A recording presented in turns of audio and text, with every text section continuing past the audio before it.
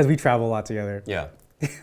There's one thing that you do a lot that I think is so funny. It's like endearing, but I never really understood how you could do it. More! This video is brought to you by Squarespace. From websites and online stores to marketing tools and analytics, Squarespace is an all-in-one platform to build a beautiful online presence. Lunch dates! What? Welcome to a very, very special lunch break. First off, it's kind of our first lunch break back on set. Yes. And we're taking the necessary precautions with this lovely COVID shield that Benson created. We don't want to come back with too many people, obviously, so it's actually a perfect opportunity to try out an idea that we've had where we vary up the number of people on lunch break. We've been trying to make lunch break work the best we can remotely, but we also miss being together, and we're doing this as safe as we can. And we also know that conversations are kind of different when it's one-on-one. One-on-one, yeah. You know, maybe it's a little deeper. Maybe, you know, you have more of the floor, you know, since it's only two people, so you could talk more. Right. And it's kind of like a date. It is. I feel pretty lucky to have gone the first date here. How do you think of this pairing? The chance. Also, big shout out to our +1 from Patreon today, Delia Hao. Hey, Delia. Sorry if I butchered your name. We're eating Taiwanese food, like you asked. So you're kind of like the matchmaker. You chose a place for us to go to, and now we're having our date. You could say that. Thank you for setting this up. So it's gonna be a one-on-one conversation to get to know Wes. Get to know Taylor. Yeah, and you know I thought we'd start off by introducing each other. Should we reveal a little bit of ourselves? Also, because we have this shield, we don't need our masks. Yes, we're about to eat, so hopefully you eat without a mask. Wow. Okay. Why am I nervous? Yeah, like a wow, first we're on a date. The nerves. And that laugh, I haven't heard. That's how I am on dates too. Wesley Chan, he grew up in Millbrae, California, just in the Bay. Went to Taylor Middle School. Wow. Because I knew because of my name. Don't know the name of his high school. I think it's called Mills. Very good. Oh, it is? Okay. Yeah. And did you research? I mean, no, the Taylor, Millbrae. Okay. We've been so to this Millbrae. is all from your memory. Yeah. Okay. If I needed to research, I would have had to research a lot. I'd say that. Have an older brother. Correct. Named Brian. And you went to UC San Diego. What do you call it? It's something else. And I should know that. Visual arts major. There you go. Visual arts major. Wow. That's where we met Phil and Ted. That's correct. And they started their journey on Wong Fu. Brief summary. And you are Cantonese, Asian American, artist. Visionary. Visionary. I said that. Yeah. It's there's some descriptors. Yeah. So these would be the things that I guess Taylor read on my my dating profile that he's like reciting back. Oh yeah. Okay, so Taylor Chan, no relation. No. 4th generation Cantonese American. Yeah, Cantonese too. Yeah. Taylor grew up in La Cañada, which is in Southern California. Yeah. Went to La Cañada High School. Mm-hmm. Has 2 siblings. That's right. Garrett. Yeah. And oh my God, I'm blanking. No, it's cool. Morgan. You also went to UC San Diego. Yeah. Comm major. And then he had Taylor worked at the San Diego Asian Film Festival. That's right. Where he was an editor, and that's where we saw his first work, and we're won over, and the rest is history. Taylor does a lot here. What he came in for was editor, but he does so much more. And you can ask anyone on the team. You can ask anyone that's met him. Well, it's better. You had to one up my intro.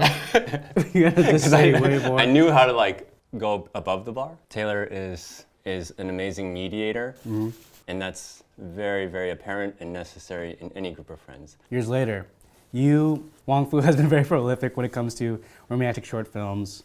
I was even, before Wong Fu, loved those videos, your short films, Phil's short films, about stages of love or introspection about your future and romance. You've developed a voice for that. People look up to you for that. Even though you don't like feel as an expert, I'm sure like, did you ever feel like that other people saw you that way or outside of Wong Fu? I think what I've noticed is friends do come and talk to me because they think I'm easy to talk to, or like I'm a good listener, and I realized that. Do you appreciate that, or is I do. There's a lot of Yeah. pressure though. yeah, I think I'm an expert of not knowing. yeah, I think like usually if you're an expert or a pro at something, it's like you know everything about it. But I think I'm an expert at not knowing things. And me being very upfront about that is probably what people connect with. so this pressure? One, it's a pressure, a creative pressure to tell something that hasn't been done before by you or someone else, hoping it'll be perceived the right way. And if you left something out, it's not because you didn't think it was important, but this is just one viewpoint. Yeah. I think so. I mean, the pressure has been good in terms of like just encouraging me to make stuff. I've definitely had low points in my creative confidence, and I think my friends pushing me to make stuff, that's been the main reason I was able to get out of that. So to jump into criticism, because I think this is one thing we don't really talk about too much on Wong Fu, but it's something I noticed and I relate to now that I've like also kind of made videos on channel and stuff. Like I remember first coming into Wong Fu, and like it was around the time of A World Away, and What's that? it was a great short film. Correct me if I'm wrong. It's also one of the first short films that kind of ventured into the sci-fi heavily. I was really new to Wong Fu still, so it was one of the first projects I saw that were like you were like really responding or kind of affected Yeah. by like a lot of the comments, and like not that I agreed with them, but it was more like, oh, like I've never seen this vulnerable side of a YouTuber before. Later on, I would see it from everyone else that has written stuff for the channel. I've even had to experience it, but if you remember. I do. So some context, The World Away is it's a long distance story. It's just that the two people happen to be living on two different planets. Yeah. Like science fiction, action genre is something that I really like. A lot of the people in the office like. It's just fun. Fantasy is fun. Eventually, you're gonna want to like do some of that yourself. I always like to challenge myself and how can we frame this in a way that is in a world or is in a context that's sci-fi, because that's so fun. And I wrote and shot this short in London. It became a very ambitious project. We tried the hardest. It came out okay. The reception was bad. No, yeah. Was mixed, I guess. And I guess I'm spoiled because the response to my stuff has usually been pretty positive. Our audience generally, Wong Fu audience, is very receptive and positive. And this is the first time they saw something that they didn't recognize or was half-baked. And I understood. I understood why, and I was pretty defensive and very introspective about it. Yeah. And these are the lessons I've learned. Like when you are that ambitious, there's going to be things that aren't fully developed. And No, I also don't even know if I understand, for sure. And like I feel like I've been on the other side, like when I was watching, kind of like witnessing kind of how it affected you, and I was like saw myself as like the commenters before, I was like, oh, like someone that's say how they feel with no repercussions, right? And like, but like finally being an intern at Wong Fu and seeing how much of heart you put into this project and how much grind Kenson and everyone, I was like, man, this is something so special that, and I feel like viewers don't understand necessarily how much of like yourself goes into projects more than like a vlogger. Or I had like this switch too where I was like, man, like when I watch anyone else's work now, I have to like kind of take a step back more. You're seeing this. Yeah. Right? When their world was like so wide, and then the best of the best got put into this. Yeah. Yeah. I've always wanted to push and show that we can do other things and that we have other interests. But when that's met with negative criticism, first it makes you doubt if you should, and then it makes you doubt if your own ability is there. Yeah. The lessons learned is I'm still very proud of that project. Yeah. Which projects do you feel? Because you've written a lot now, Taylor. Yeah, it's kind of crazy. You've written more than I have. I mean, it's a different capacity. Like I think Vantage Points was one that I kind of felt that a lot with, mainly because I haven't written drama that much before. It was also one that I thought would be a strong concept, and I thought with a satisfying payoff. And I also, at this point, like you said, I acknowledge a lot of the faults in it, and I've learned a lot from it. But like immediately after and seeing the reception, and it was almost me acknowledging that I have a long way to go. So there's a lot of reflection during that time. Well, first, I mean, I think it's a strong concept. I don't think the comments and feedback can prove it's a strong concept or not. Like that still stands. It was clever. I think the pressure and what you're feeling is there was a lot of eyeballs on the short because we had been asked to do a LGBTQ story for so long. Yeah. And because we'd asked for friends' input and stuff so that we can be accurate and be authentic, it kind of evolved into a bigger project, right? I think that one was received. I understand. There was definitely parts of it. It's very dialogue heavy, you know what I mean? And my voice isn't necessarily as mature or as like refined as other writers. It asked the viewer to accept this as like authentic before it reveals That's true. that it's scripted. So it's a challenge as a creator to even to throw yourself into that kind of concept. That's true. It missed the mark on some things, I acknowledge, that would have made it work better as a concept, maybe. That's when I got a first taste of that, that feeling, and like having to come around to like seeing it's just like something I need to learn from, and falling on you guys as like support to get me through and to get me creating again. It's a rite of passage to Yeah. to create something that might not hit the marks, but I'm glad that we both felt that we fell short on trying something new, because we tried something new. Right. Borrowed some prompts from this game called We're Not Really Strangers. We thought we'd ask each other some of these Okay. prompts, okay? First prompt. What's something about me that's strange or unfamiliar to you? Strange is a hard word. Yeah, not necessarily negative. I'll go first because we travel a lot together. Yeah. There's one thing that you do a lot that I think is so funny. It's like endearing, but I never really understood how you could do it. And it's like you fall asleep on the bed on top of the comforters with like your clothes like still on, and you pass out like really quickly. But you're so comfortable and so at peace. And like, there's people talking around you in the hotel room, and You're framing it in a very nice way. I fall asleep very easily. Probably have a slight case of narcolepsy. There's been way too many nights that I'll fall asleep in the exact position and clothing and situation without the sheets even touched. Yeah. Like, I don't even need the bed. Just give me like a little sliver and I'll be fine. The first thing I thought of, and this isn't, you eat chicken nuggets without any sauce. yeah, I don't think I could do that.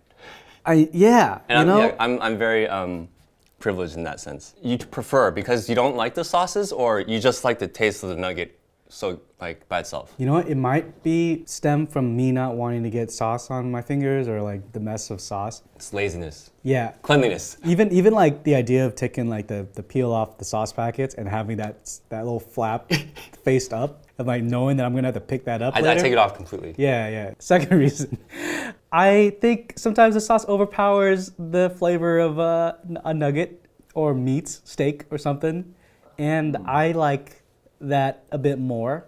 So we'd be really easy to travel together because I could fall asleep anywhere. You don't even need sauce for your nuggets. Yeah, that's We don't require a lot. yeah, simple man. COVID time has been very challenging for a lot of people. What's like one good memory that from this time, from 2020, during these quarantine? I've had a lot of good memories. I'm lucky enough to say that. I had some good talks with my parents, deeper talks with my parents. That probably wouldn't have happened as quick or as easily. So with my dad, it became it was all over text, which I'm really happy about because it's kind of like documented. But there were conversations that I didn't expect to happen. And with my dad, a lot of the times it's repeated information or lecturing, not in a bad way. It's just like parent lecturing the same few things. And he sent me a video clip, and it turned it into this big conversation about morality and life and ethics. I was really surprised because sometimes on text especially, you don't expect a conversation to go on and on. Yeah. Especially with parents, I think. And it became a very long conversation. That was the first time I realized, well, this is like something we've never talked about, and it doesn't feel like I'm talking to my dad. And the other one was with my mom about like Black Lives Matter and stuff like that. I remember it because it was so emotionally charged, and we had never talked about that before. Yeah, I very early on, we had like this Zoom call as just my extended family, you know what I mean? Kind of a similar thing. It was us seeing each other, knowing that everyone can't see each other right now. People are from across the country. There'd just be a lot of like moments of vulnerability from like family members that like I just didn't see before. It was really nice. It was really special. And it was kind of like we have seen each other or been in the same room before, but we didn't necessarily get to the same heart that we did on a Zoom call. So it brought a lot to light. I think that was a good memory. Because I've heard that kind of a similar experience with a lot of people. I think it's because you feel safe in your own place, but you're connected to people still. And I think that environment, it gives way to a lot of deeper conversation, even if it's with people you've known your whole life. We got some questions from Patreon. We're gonna answer some quick ones. Marvin Dohi, he's asking, have I built the X-Wing model that Wes gave me? Have you, Taylor? The answer is no, but it's out of fear. What? Because I haven't built a model in a long, long time. I do really like the gift. We went on a trip to Asia. I bought, it was like Christmas time, and I bought Phil and Taylor these Star Wars model kits. I got one too. Yeah. And I was like, oh, this will be fun. Either build together or maybe they'll build it. It will be fun. Never it happened. Still will be fun. All right. Okay, thank you for that. All right, Rebecca wants to know, what do you do when you experience burnout from work? How's your method changed over the years? Especially right after a big project and stuff, right? We both been there. To be honest, I feel like burnout for me is like also a lack of like needing re-inspiration.